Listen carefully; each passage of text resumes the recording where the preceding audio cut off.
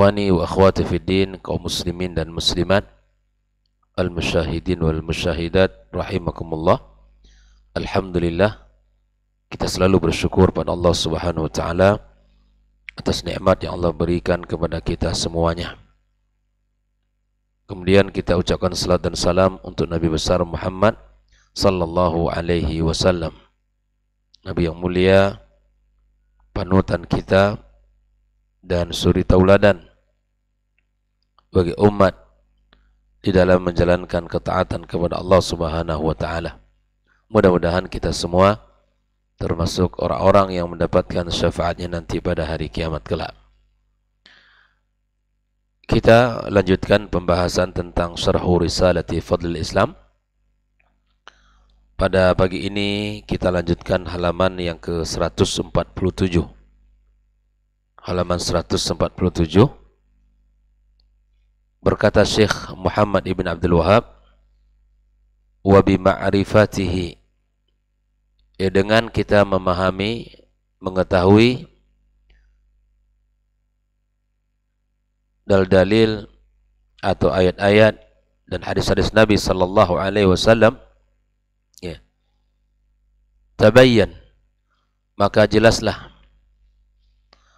makna al-ahadith, makna daripada hadis-hadis fi hadzal bab wa amsalihah. Maka jelaslah bagi kita semuanya makna hadis-hadis yang berkaitan dengan bab ini dan bab yang semisalnya.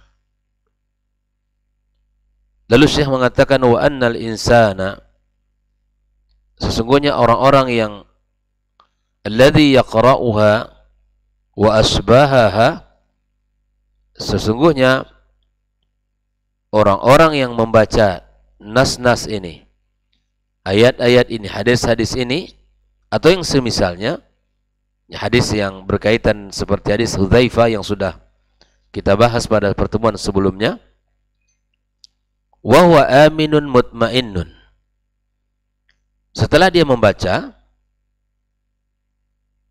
dia merasa aman, merasa tenang, annaha la tanaluhu, bahwa dia merasa tidak akan masuk kepada hadis bahaya, fitnah yang disebutkan dalam hadis itu. Betapa dalam hadis Hudzaifah yang Nabi sallallahu alaihi wasallam menyebutkan, ya, fitnatu amya, fitnah yang membutakan, dan fitnahnya sangat samar. Apabila setelah dia membaca hadis-hadis itu, dia merasa aman saja, merasa tidak takut, ya, dan dia tidak termasuk nantinya kepada orang-orang yang disebutkan dalam hadis itu, merasa jauh.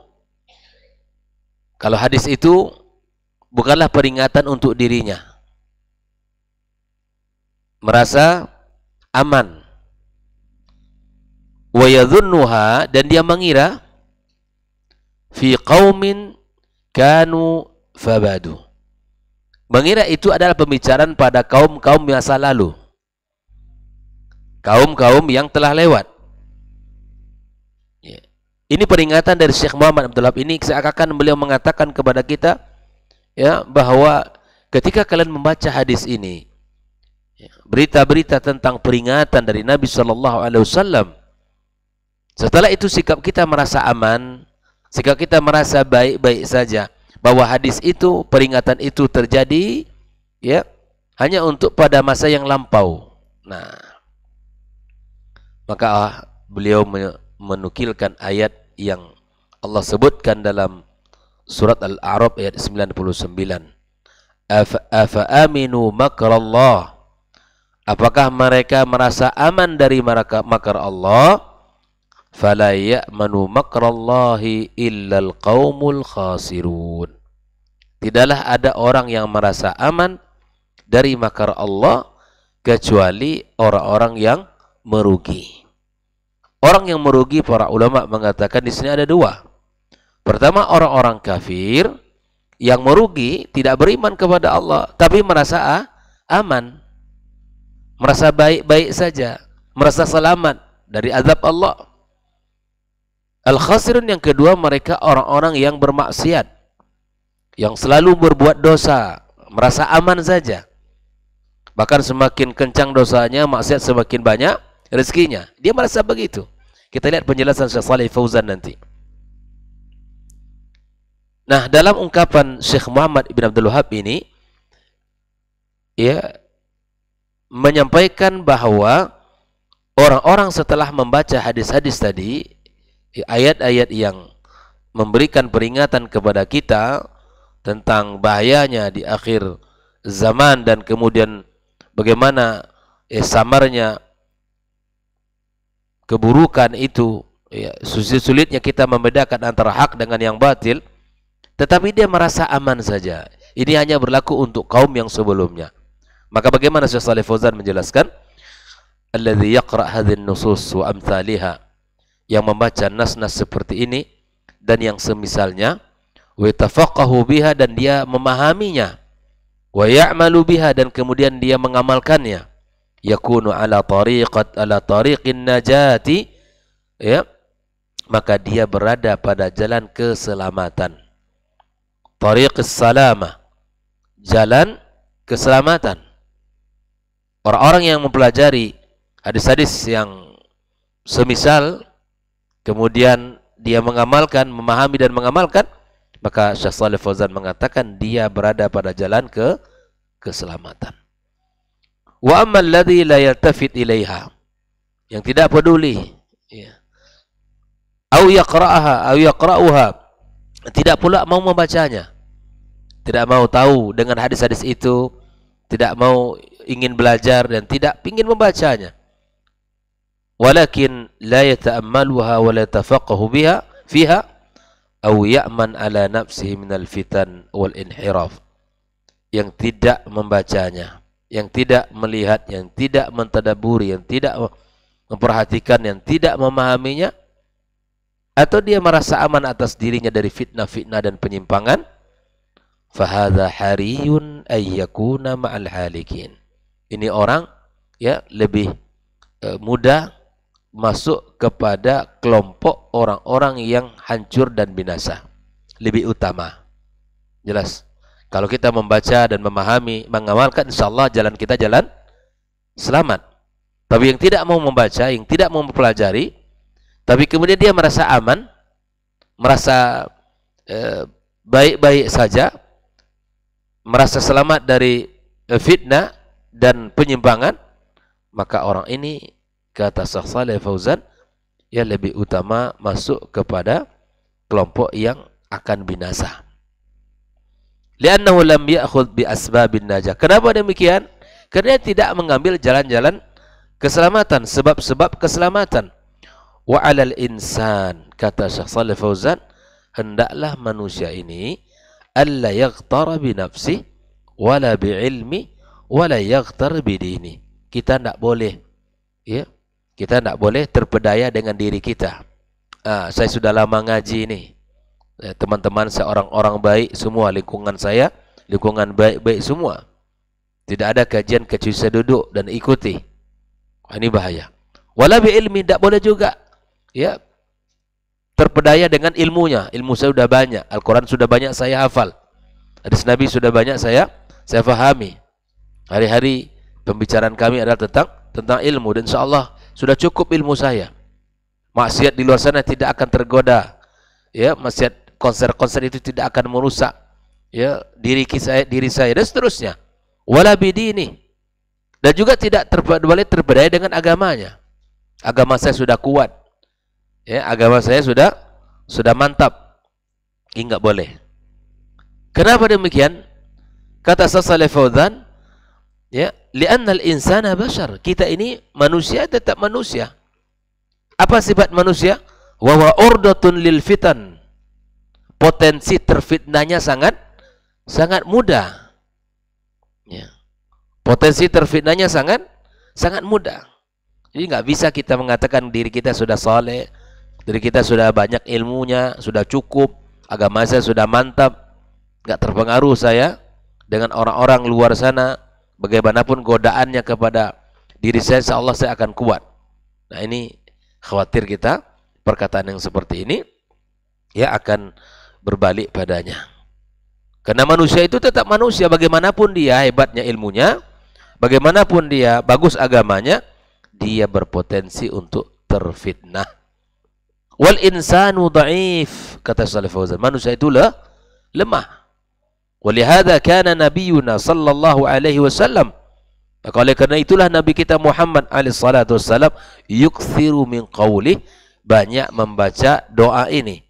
Mari kita perhatikan, ya muqallibal qulub tsabbit qalbi ala dinik, wahai zat yang membolak-balikkan hati, maka kokohkan hati saya di atas agamamu. Bayangkan, adakah orang yang lebih soleh daripada Nabi Muhammad? Adakah orang yang lebih bertakwa kepada Allah dari Nabi Muhammad? Adakah orang yang lebih takut kepada Allah daripada Nabi Muhammad sallallahu alaihi wasallam? Tidak ada. Tapi dia tetap meminta kepada Allah, memohon doa agar Allah bolak-balikkan hatinya, ya, di atas agamanya, agar Allah kokohkan hatinya di atas agamanya. Kita ini manusia yang sangat lemah, ikhwah fillah. Ya. Sangat mudah kita terpedaya dan sangat mudah kita tergoda. Kemudian Syekh Shalih Fauzan melanjutkan, wa qala Allah Ta'ala, ya, warrasikhuna fil ilmi yaquluna amanna bihi kullum min 'indi rabbina wa ma yadhakkaru illa ulul albab rabbana la tuzigh qulubana ba'da idh hadaitana. Ar-rasikhuna warrasikhuna fil ilmi, orang-orang yang kokoh dalam ilmu, ya, mereka mengatakan apa? Amanna bih, kami beriman. Ini terkait dengan ayat-ayat muhkamat dan ayat mutasyabihat, karena pembicaraan sebelumnya itu. Semuanya dari Rabb kami. Dan tidaklah ada yang bisa mengambil pelajaran kecuali orang-orang yang berakal. Maka mereka mengatakan, Rabbana la tuzigh qulubana ba'da idh hadaitana, ya Allah, jangan engkau gelincirkan hati kami setelah engkau beri kami petunjuk. Ini yang kita minta selalu, ikhwah. Jangan sampai kita tergelincir setelah kita mendapatkan hidayah, setelah datang kepada kita penjelasan, setelah datang kepada kita al-haq, jangan kita memilih yang batil. Ini yang kita minta, setiap hari minta kepada Allah. La tuzigh qulubana ba'da idh hadaitana. Jangan engkau gelincirkan hati kami, ya Allah, setelah engkau berikan petunjuk itu kepada kami. Ali Imran 7 dan 8. Ar-rasikhuna fil ilmi yakhafuna min az-zay. Kata Shalih Fauzan, yang kokoh ilmunya takut dari penyimpangan, tergelinciran.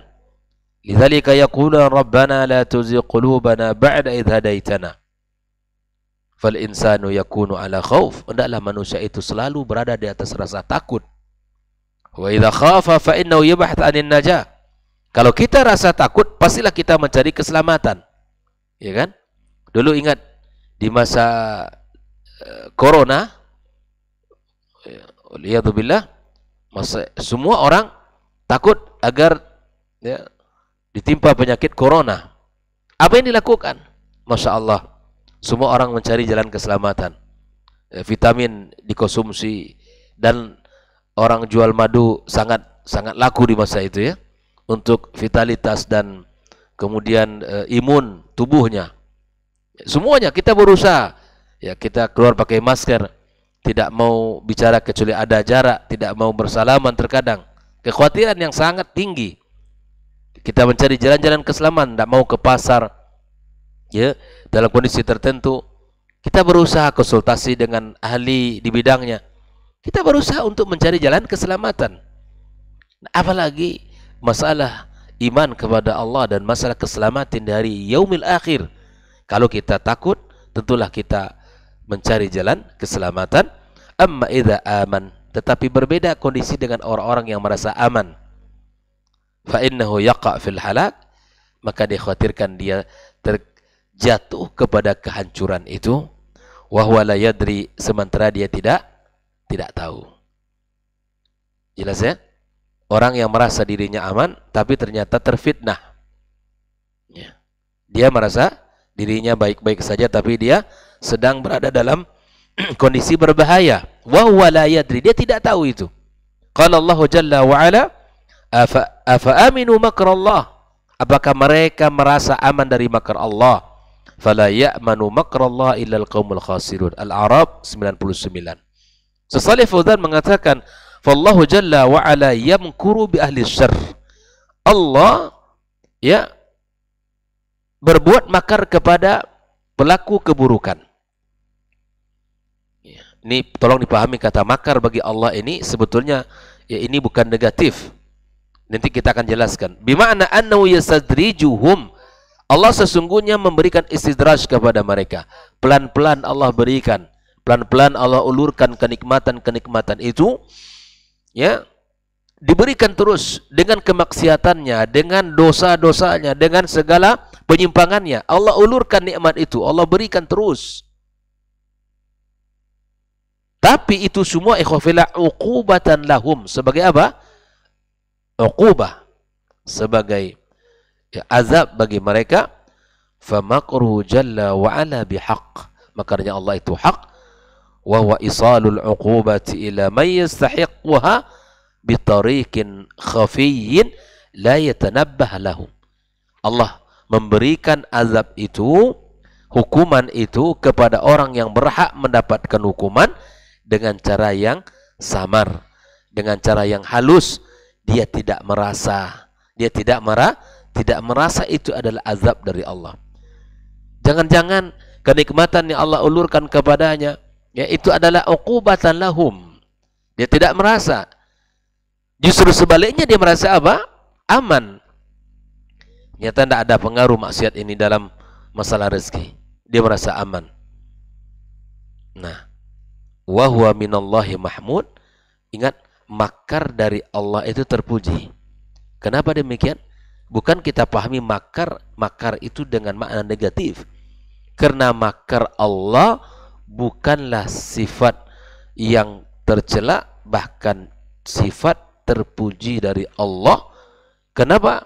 Karena itu balasan kepada orang yang berbuat makar kepadanya. Li'annahu jazaa'un wa 'adl. Balasan ya, dan balasan yang dan seimbang ya, balasan. La yamkuru bi ahadin illa wa huwa yastahiq. Tidaklah seseorang berbuat makar kecuali dia berhak untuk mendapatkannya. La yamkuru bis salihin. Allah tidak berbuat makar kepada orang saleh. Innama yamkuru bi ahli syarr. Sesungguhnya makar Allah hanya untuk orang-orang yang berbuat jahat. Wa makaru wa makar Allah wallahu khairul makirin. Mereka berbuat makar dan makar Allah ya, dan Allah pun berbuat makar kepada mereka, dan Allah sebaik-baik ya zat yang mendatangkan makar kepada orang-orang yang melakukan keburukan dan kemaksiatan. Wa qala ta'ala wa yamkuruna wa yamkurullah. Mereka berbuat makar dan Allah pun melakukan makar. Wallahu khairul makirin. Al-Anfal 30. Kalau yang tadi Al-Imran ayat 45. Ihwafillah, di sini saya ulang menyampaikan wa huwa minallahi mahmud. Makar Allah itu terpuji darinya, karena sesungguhnya itu adalah uqubah ya, azab ya yang Allah berikan kepada orang yang telah berbuat jahat. Wal jazaa' min jinsil amal. Balasan itu dari amalan yang datang dari satu jenis ya. Wal jazaa' min jinsil amal. Amalan itu atau balasan itu sesuai dengan amal yang dia lakukan. Falamma makaru bi'ibadillah. Lihat contohnya di sini disebutkan oleh Syekh Saleh Fauzan bahwa ketika mereka berbuat makar dengan kepada hamba-hamba Allah. Contoh orang-orang kafir Quraisy, wa makaru bir rasul. Mereka berbuat makar kepada Rasul sallallahu alaihi wasallam. Yuriduna qatlahu. Kafir Quraisy menginginkan membunuh dia. Au sijnahu, ingin memenjarakan dia. Au tardahu, ingin mengusir dia. Makarallahu li rasuli wa akhrajahu min bainihim wa hum la yash'urun. Lihat makar Allah. Allah jadikan Nabi Muhammad keluar dari rumahnya dan berjalan di antara mereka sementara mereka tidak merasa. Di saat Nabi SAW ya di malam hijrah, wa kharaja sallallahu alaihi wasallam ilal ghar wa ikhtafa fih. Nabi keluar dari rumahnya dengan selamat di tengah-tengah mereka yang sedang berjaga-jaga yang mengintai Nabi Muhammad, sementara mereka tidak merasa kalau Nabi itu keluar. Nabi langsung masuk ke dalam gua dan bersembunyi di sana. Walamma qata'at talab, setelah semua selesai ya dari pencarian terhadapnya, zahaba ilal Madinah, maka Nabi pergi ke Madinah. Wa wajadal ansar wal muslimin, maka dia menemukan orang-orang Ansar, orang-orang ya yang siap memberikan apa yang mereka punya, berkorban dan mendapatkan kaum muslimin. Wa qamat daulatul Islam, maka berdirilah di sana negara Islam. Fallahu maqrabil kafara min haitsu la yash'urun, Allah ya berbuat makar kepada orang kafir dari mana, dari sisi yang mereka tidak merasakan. Ikhwafillah, di saat orang-orang ya berbuat makar kepada umat ini, maka Allah akan membalasnya. Yakinlah. Maka yakinlah, di saat orang-orang lemah, tidak ada tempat lagi untuk mengadu, Allah akan hadir. Allah akan hadir. Ya, lihatlah Nabi SAW dan perjuangan yang telah dilakukan bersama para sahabat. Ya, tidak ada satupun yang dilakukan oleh mereka makar-makar, melainkan Allah akan membalasnya. Ya. Siapapun dari hari ini umat Islam. Ya. Contoh orang-orang Yahudi ya, orang-orang mustasyriqin, orang orientalis, mereka berbuat makar, ya, mereka berkarya dengan tujuan untuk mencari celahnya hadis-hadis Nabi SAW, mencari kekurangan hadis Nabi SAW, ya, pertentangan dari hadis Nabi SAW. Mereka membuat buku, tapi kemudian buku itu sangat bermanfaat bagi manusia, bagi orang-orang Islam. Ya. Mu'jam Faras li al-Fadil Hadis, yaitu awalah karya orang-orang mustasyriqin yang mereka awal membuat buku itu bukan untuk hal yang positif, tapi ingin mencari celah-celah dari kekurangan hadis Nabi Sallallahu Alaihi Wasallam. Tapi setelah karya itu selesai, ternyata hadiah bagi para penuntut ilmu buku tersebut. Ikhwafillah, ini Allah punya cara untuk membalas makar mereka. Allah punya cara untuk membalas ya keburukan mereka itu. Maka disinilah ikhwafillah, orang-orang yang selalu membaca hadis-hadis yang berkaitan dengan fitnah akhir zaman, dia akan bisa mengambil jalan untuk selamat. Dia akan tahu bersikap bagaimana seharusnya. Tapi kalau tidak pernah membaca, tidak pernah memahami, maka akan timbul merasa aman dalam dirinya dan merasa baik-baik saja. Kekhawatiran itu faharihun ayyaqa'a ma'al halikin, maka nanti dikhawatirkan dia lebih mudah untuk masuk kepada golongan orang-orang yang hancur dan binasa. Mudah-mudahan kita dengan membaca hadis-hadis ini, ya, kita bisa memahaminya dan bisa mengamalkannya dalam kehidupan kita, dan sungguh itu adalah berada pada jalan keselamatan. Namun di saat tidak mau membacanya dan merasa baik-baik saja, dikhawatirkan kita sangat mudah terfitnah dan sangat mudah jatuh dalam dosa dan jatuh ke dalam kehancuran. Maka itu khafillah, semangatlah selalu belajar dan membaca hadis Nabi sallallahu alaihi wasallam agar kita tahu bersikap dan kita tahu bagaimana seharusnya berbuat, dan semoga Allah Subhanahu wa taala mudahkan kita dan seluruh kaum muslimin untuk selalu tafaqquh dalam agamanya dan kemudian bisa mengamalkan apa yang kita pelajari bersama. Insyaallah akan kita lanjutkan besok tentang hadis ya Abdullah ibnu Mas'ud radhiyallahu taala anhu, di mana Nabi sallallahu alaihi wasallam melakukan satu hal di hadapan para sahabat, yaitu menggaris satu garis lurus, kemudian Nabi SAW menggaris garis-garis yang melintang di kiri kanannya, ya. Maka banyak faedah dari hadis ini, insyaallah akan kita ambil dan kita pelajari pada pertemuan berikutnya. Wa sallallahu ala nabiyyina Muhammadin wa sallam, wa subhanakallahumma bihamdika asyhadu an la ilaha illa anta astaghfiruka wa atubu ilaik. Wassalamu alaikum warahmatullahi wabarakatuh.